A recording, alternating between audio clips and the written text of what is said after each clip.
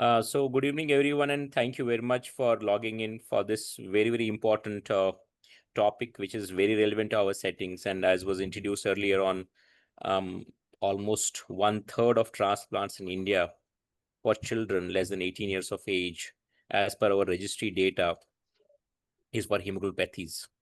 Um, I would say probably 90% of them is for thalassemia, but the sickle cell numbers are also going up as we speak. So, my thought process and my, practice has been that the success of a transplant, especially hemoglobinopathy, actually depends on what do we do with the patients before transplant.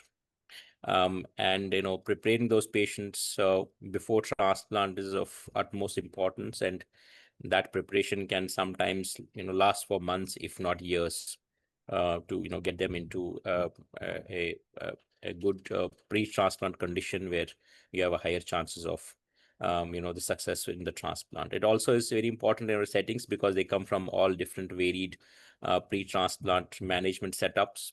And all of us have seen our practice, different ways these patients are managed.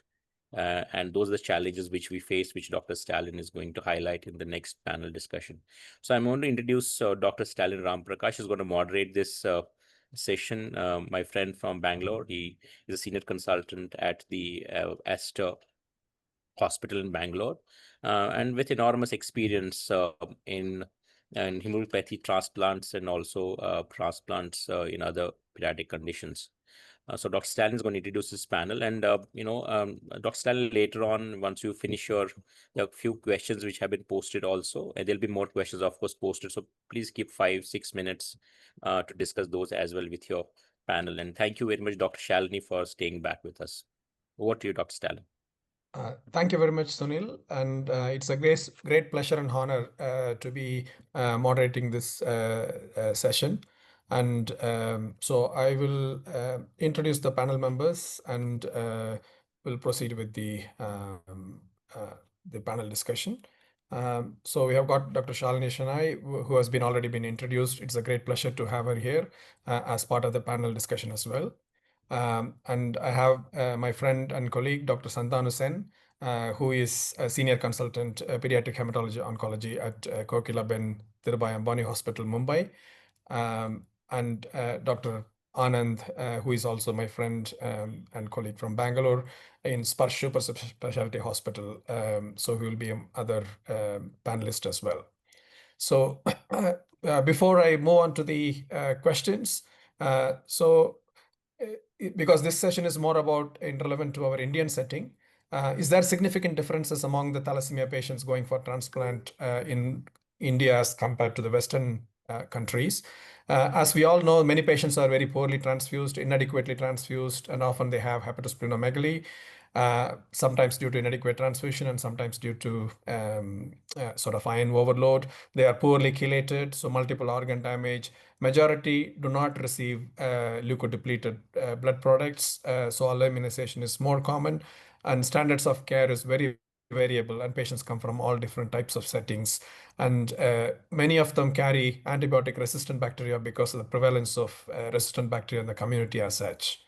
So let us move on to the case discussion. We have got a 15-year-old boy who's a transfusion-dependent beta thalassemia major, who is managed in a different setting, was poorly managed, and his iron chelation was not closely monitored.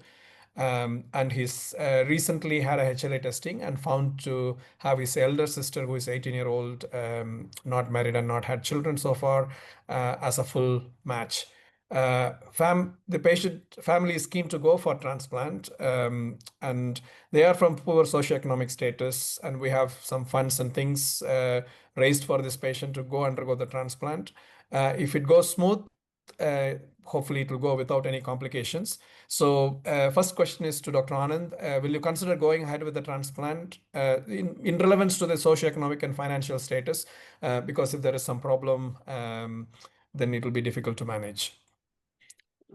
Thank you, Dr. Stalin. Good evening to all of the panelists and all the SPECT members. So regarding this case, it's a textbook description of a high-risk thalassemia. There's no doubt about it. But so as per the data that is available, at least anyone less than 13 years still can be considered for transplant, but more than 13 years, they become ultra high risk for transplant complications, related complications. But having said that, this kid already has crossed that mark, and we already know that he's not taking regular transfusions and adequate iron chelation. So with this poor backup, and we don't expect him to lead a good life ahead and healthy life ahead without transplant. So I would take my risks and counsel him for the transplant, explain the pros and cons. Of course, it will not be easy, right? And since the elective transplant, I will go for all the fundraising necessary and support him through the transplant and go through the transplant actually. Yeah. Yeah, thank you very much. Generally, our sort of outcomes are not That's very poor in our setting. Stalin, Yeah. can I say something out here? Yes, please. So Yeah. one thing I wanted to, one thing I want to bring out is that what is the outcome of thalassemia patients who are just getting transfused in our country? As in, what is the natural history of the disease is something that actually we don't know very well. What we know is all the thalassemia centers have hundreds and hundreds of young kids who are getting transfusion. But if you look at the number of adults who have survived, there are very few and only a handful.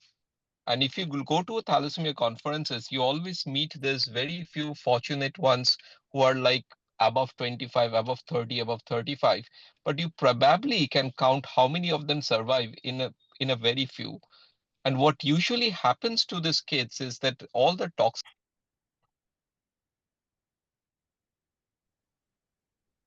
Hi, Santanu.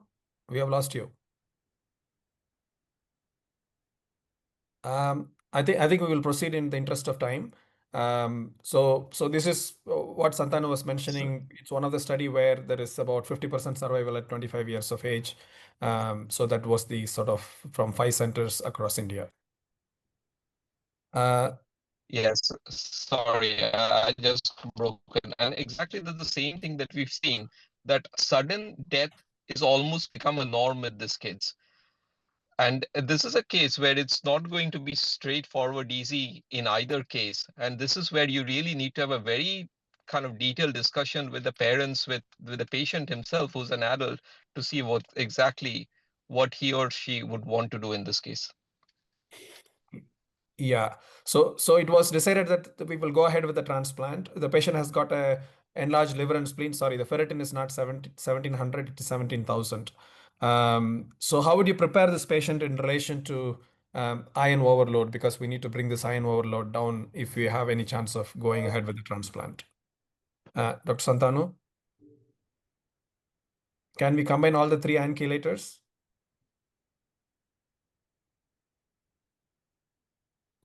Are you there? Sorry, I think I broke off. I didn't get the question. Can you ask that to me again, please? Yeah, so the ferritin is 17,000 and Oh, so wow. Okay.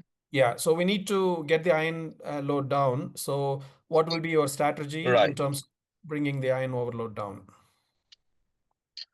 So this will be one that you'd really need to take your time. If you're kind of doing a transplant for a 17 or a 19-year-old, and I've had a few of those, uh, you really need to get that ferritin down as low as possible.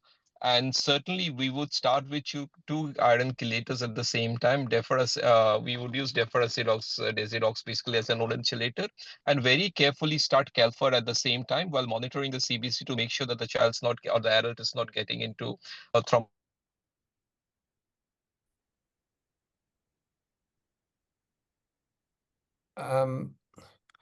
Anand, do you want to take this or shall I proceed? I think Yeah, sorry. yeah. I think I'm somewhere where network is very poor. So just to say very quickly,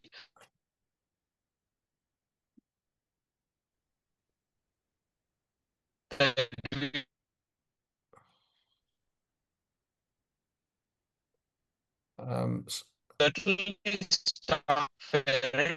put more stress into T2 star MRI to see what the iron load is. Yeah. Thank you. So In terms of Stalin, sorry, this is Satyendra.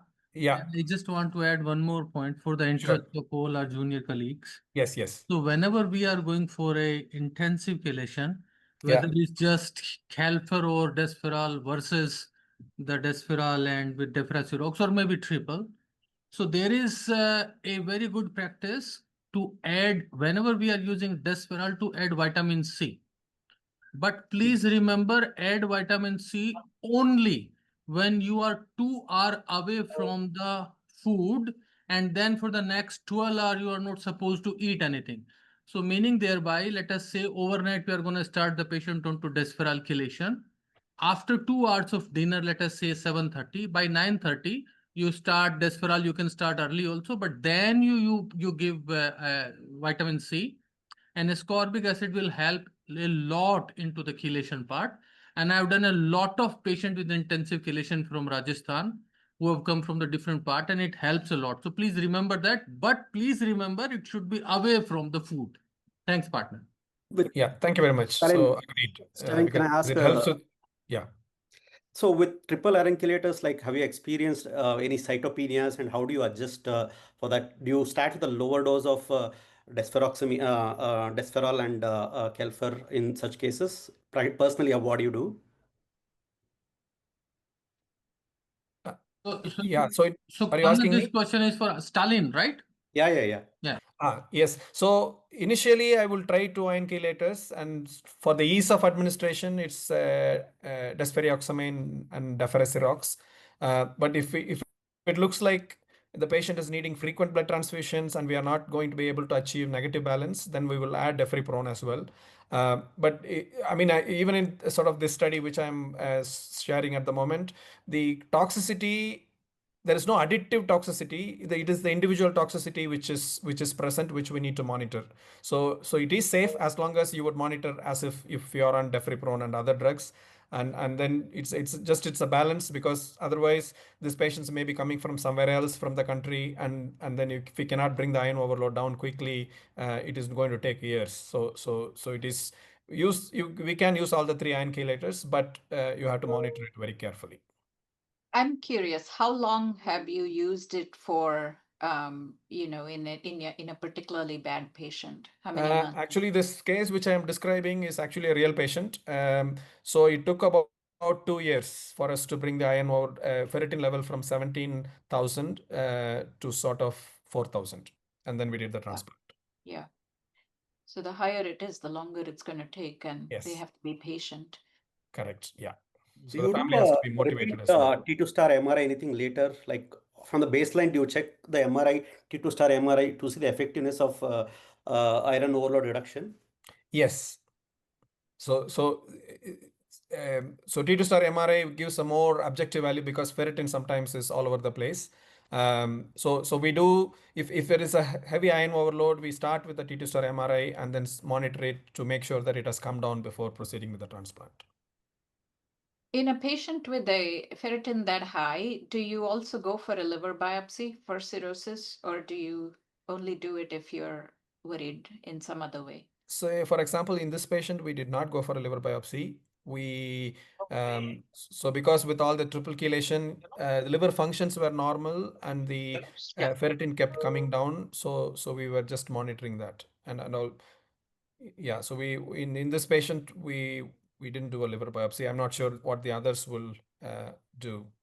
If if there is some evidence of cirrhosis in the scans or the liver functions, then we would have done it. But ideally, I think it's better to do it before going for myeloablative conditioning.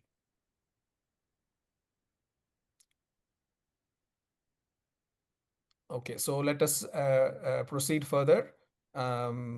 So in terms of this hepatosplenomegaly, which we come across very often, Dr. Shalini, how do you do normally in terms of bringing the liver spleen size down in your setting, or you don't come across that very often? So no, we do. I think and these are usually the patients that we see are the ones that have been adopted, for example, from elsewhere, and they didn't have much chelation or regular transfusions. and we know that they are at risk. And I think your next slide actually talks about the conservative management, which is the number of months it might take to hypertransfuse them. Sorry, if somebody's kept the mic on, can they mute it, please? Please proceed. Prepare them. But one of the other things we do during preparation, and this of course requires a good surgeon for you all, is we do a near total splenectomy, but not a total splenectomy. Especially in children, because we're very wary of getting their spleens out and putting them at risk for infections in the long run. And we actually have surgeons here that are willing to do that. And it actually has been shown to be quite effective in things like Gaucher's disease and so on. So they will do that for us. And once that is done, we let them heal and then bring them to transplant. And then during transplant, of course, the risk of graft rejection is high depending on how big the organomegaly is, how old your patient is. And these are the people that might benefit from a prolonged period of immune suppression before coming to transplant, as you've listed here. I think the Italians went with the hydroxyurea and the azathioprine for a really long time, like a month or a month and a half before coming in. The Thai and I think India, you are doing pre-transplant immune suppression with the fludarabine dexamethasone, and I think more than even fludarabine dexamethasone in India, right? You have a combination that is even more immune suppressive. And the thing that we find that has to be done during that period is track these patients and make sure they don't get CMV or adenovirus or a new infection when they're on the immune suppression. And that is the harder part. And the patients have to realize that this is a time that they haven't entered the transplant fold yet. They still have to be really wary about infections, and supportive care is really important during that time. Shalini, can I ask a question to Shalini? Mm-hmm. Yes. So basically, this near total or subtotal splenectomy is something very interesting. I can understand the logic in thalassemia, although I'm not sure how the surgeons do it. So probably I have to read more about it. But do you follow the same strategy in sickle as well? Yeah, we do it in both sickle cell as well as thalassemia. The sickle, it's usually the SC patients that are really bad actors that are coming to transplant that require, or the S beta thal patients are the ones that show up. S beta thal plus patients show up with the splenomegaly. And the near total splenectomy, the way it helps us, which at least getting them off penicillin is much easier. They don't develop the long-term manifestations, and they have a pitted red cell count that is actually normal. And the spleen, in some ways, does recover back again, never grows, after the hemolysis is gone, it doesn't overgrow, but it does have the capacity to regenerate, which is it's a great characteristic of the spleen. Thank you. That's very interesting. Dr. Shalini, you mentioned about the CMV reactivation risk during the pre-transplant immunosuppression. How frequently do you follow CMV titers or CMV PCR during the pre-transplant immunosuppression? And we track it weekly. During the pre-transplant immunosuppression? Yeah, if they are CMV positive, once they start immune suppression, they go on letermovir prophylaxis. Now, we don't start them if they're only getting hydroxyurea. We don't usually use azathioprine and stuff because we rely on Campath for the immune suppression. But once they get the Campath, they start on the prophylaxis right away. That doesn't protect them totally. It actually takes longer for them to reactivate, and eventually you're going to have to treat them for short periods of time. But until they're on immune suppression, we don't take them off prophylaxis. Thank you. Dr. Shalini, can I ask this subtotal splenectomy, is there the risks associated with the procedure as such if the surgeon is experienced? Is it significantly different from a splenectomy, or is it reasonably safe? No, it's the same. I think the biggest risk is they all come with thrombocytopenia. The bigger the spleen, the more the thrombocytopenia. And they usually do it with platelets infusing.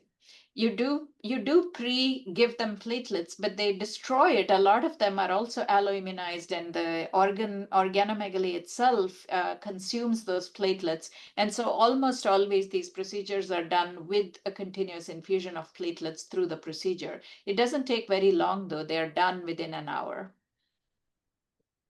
Shalini, I'm just going to butt in there and say something. I mean, we've also seen CMV reactivation during our pre-transplant immunosuppression phase, and not just reactivation, but we've actually had a CMV disease with viral loads going up to something like 20,000 as well. And after that, we've also started actually monitoring CMV right from the start of our PTIS, and we realized that's the only logical way that we can do, because it is a very immunosuppressive regime. And almost, as you know, all of our patients have been exposed to CMV. They are all CMV IgG positive, so it's not unlikely that quite a few of them would have reactivation during that phase, which is very, very immunosuppressive indeed. Yeah, very true. Do you ever put them on ganciclovir prophylaxis? We have had a couple of patients we have treated with ganciclovir and then kept on Valgan till they get into transplant. But if they have had CMV positive, then what we do that during the induction phase, we keep them on ganciclovir till day -1.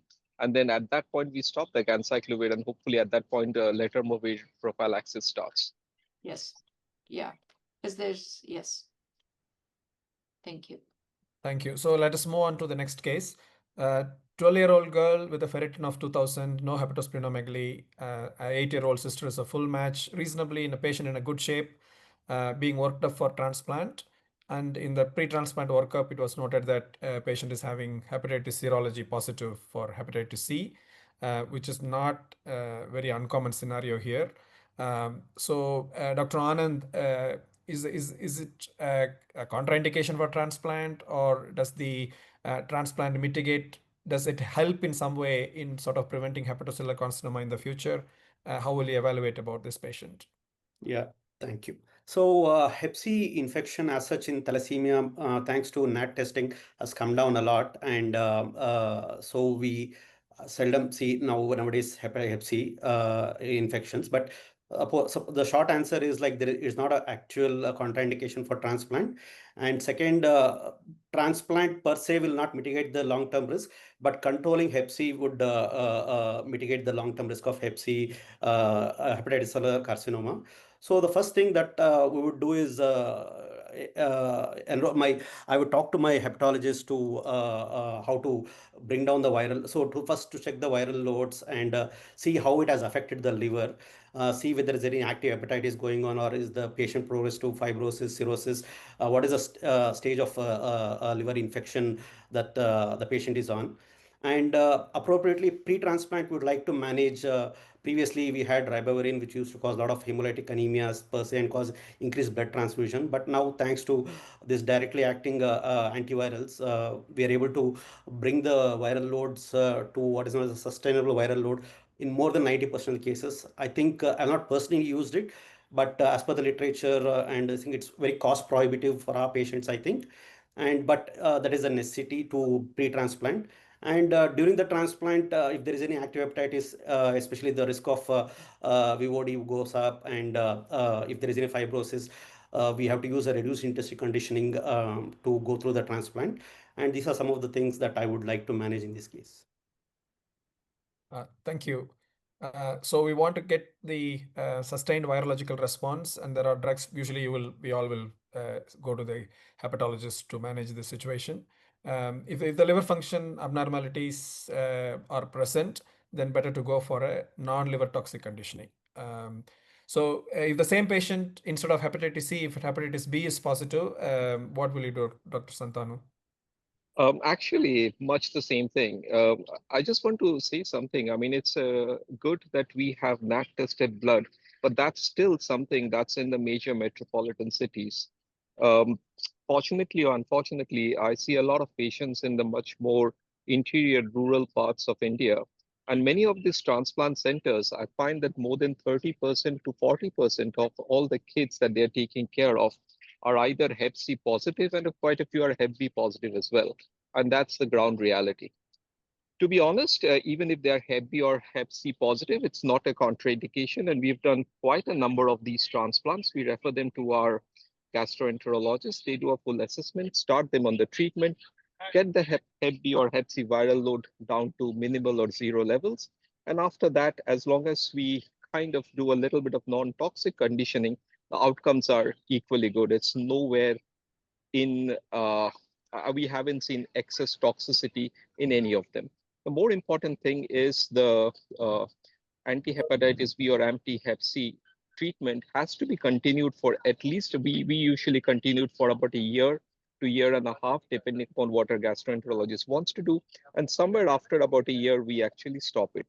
We also have had about I think two, maybe the third one, who are HIV positive patient as well. And even that is not a contraindication for a unit. And again, as long as we get the viral load down, we are happy to take up these patients and do a transplant.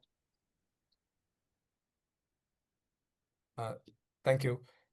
So let us move on to the third case. A 10-year-old boy with thalassemia major who is well managed. Ferritin is 1,500, no hepatosplenomegaly, no sibling available. So there is a 10/10 unrelated transplant, and the family wants to proceed with the transplant. So just a question for Dr. Shalini. In terms of preparing this patient for a mud transplant, is anything different in relation to the donor as opposed to a matched sibling transplant? If the patient is not alloimmunized, I think it makes it much simpler. If there is alloimmunization, it becomes a little more complex in trying to make sure you account for any hemolysis that might come along the way.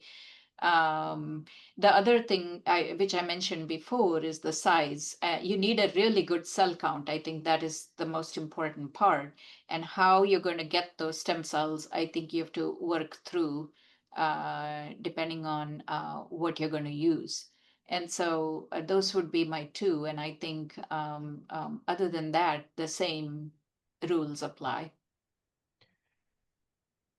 Thank you. So this alemtuzumab only used for matched unrelated donors and haplos? All our patients get reduced intensity conditioning for all non-malignant disorders, actually. Including matched sibling as well. Yeah. We just try to, if they're matched, we use fludarabine and melphalan. If they're mismatched, we add thiotepa to the combination as well, because the mismatched, as you know, has an increased risk of graft versus host, graft rejection. So.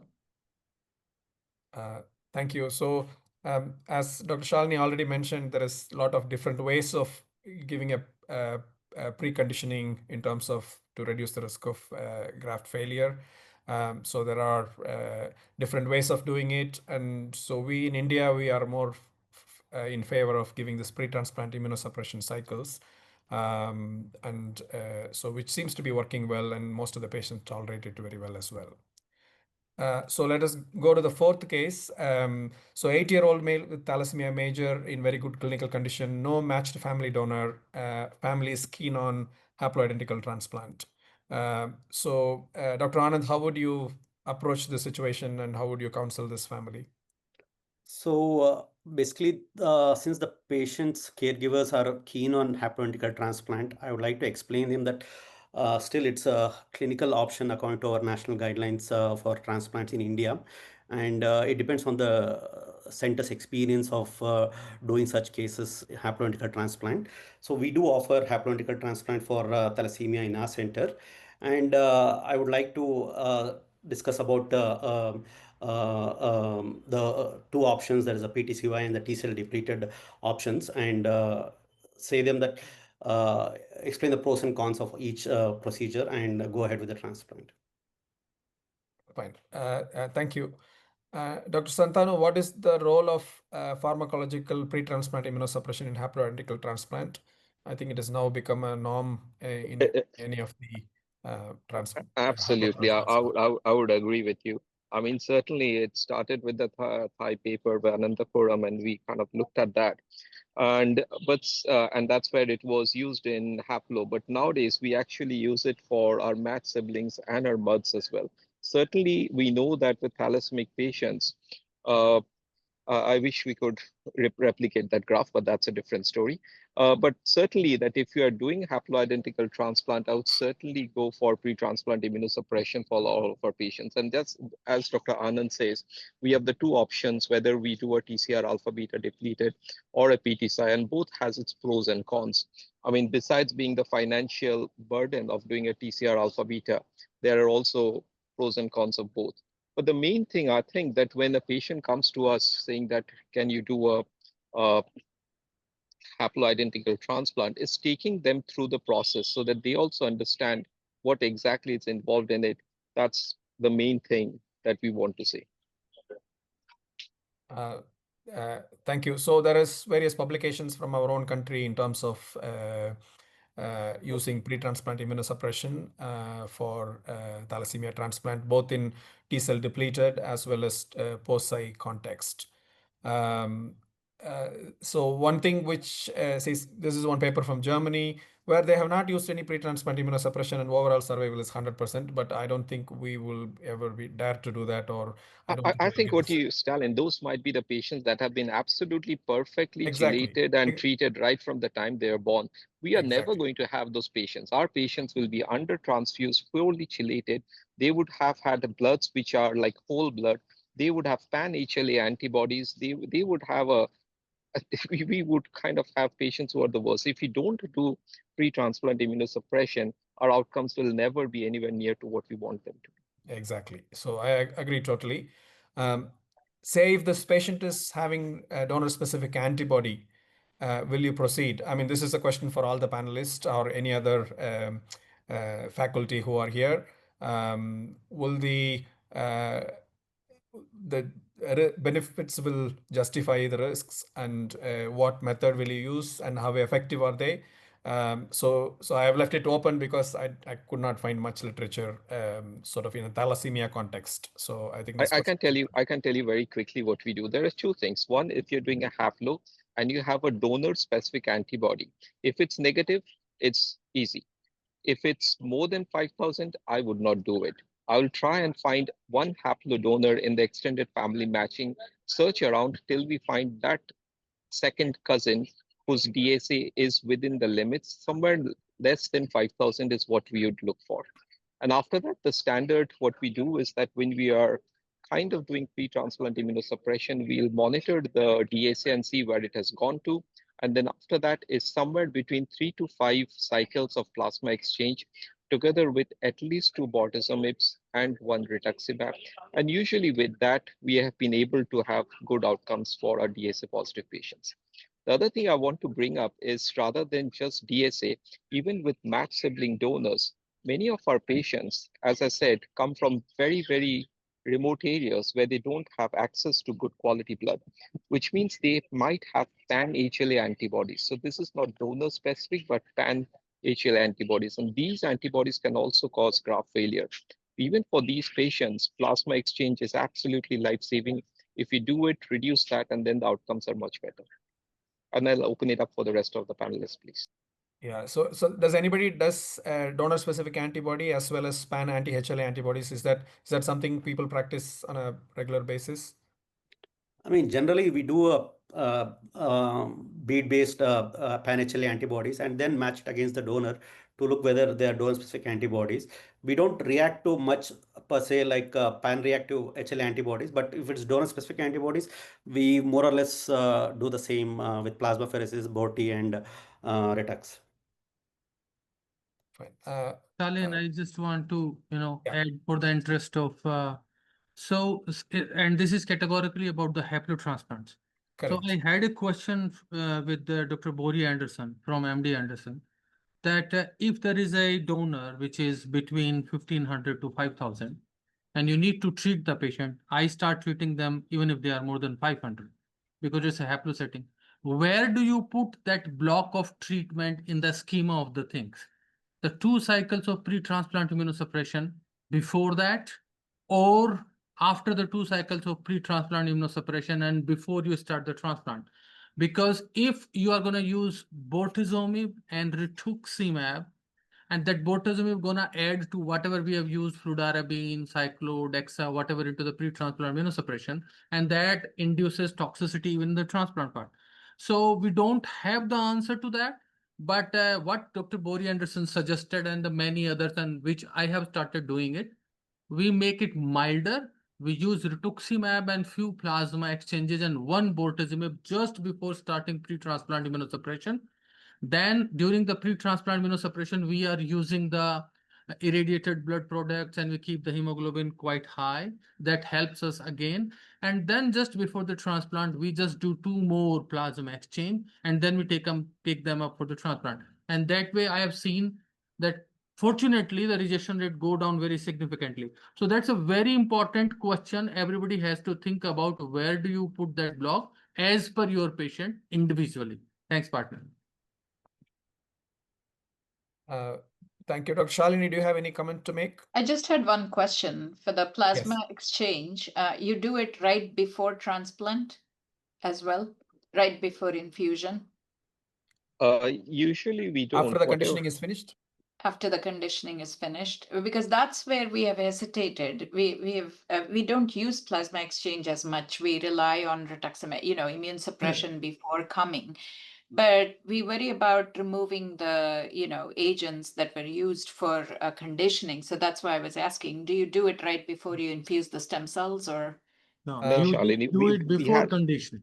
before you start the Before conditioning? conditioning. Yeah, Correct. yeah. we had exactly the same concerns, and that's why we keep our plasma exchanges before we start conditioning. Yeah. Once we start it, after that we don't touch it. And then nothing, yeah. Nothing, And your yeah. immune suppression hopefully increases such that they don't come back with those antibodies after you start. Correct. Yeah. Thank you very much for all the panelists for the very fruitful and useful discussion.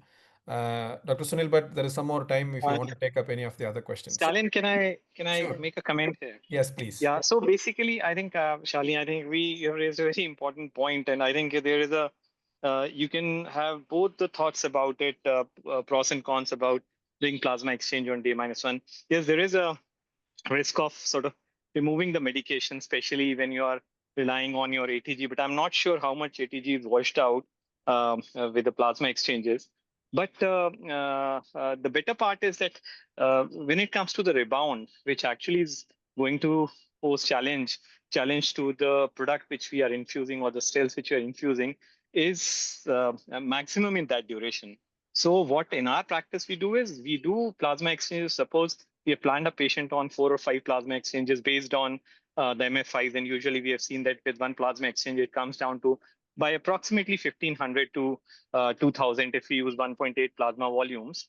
We definitely put one on day -1, but we space the medication this way that for 2 days, the patient doesn't receive any medications and has sort of cleared all the half-lives of the alkylating agents or the fludarabine.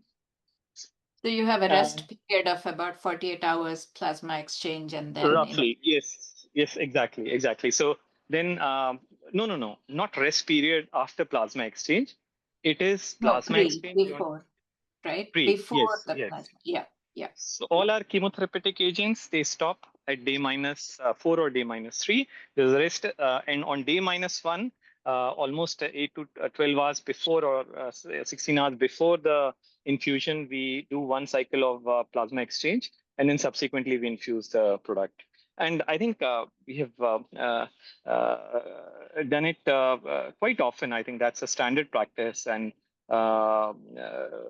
engraftment is not a challenge. So patients do engraft, but still, I think this problem of poor graft function, which is there when the MFI is between 2000 to 5000, still we face those challenges, and I think we all need to figure out ways to sort that poor graft function out.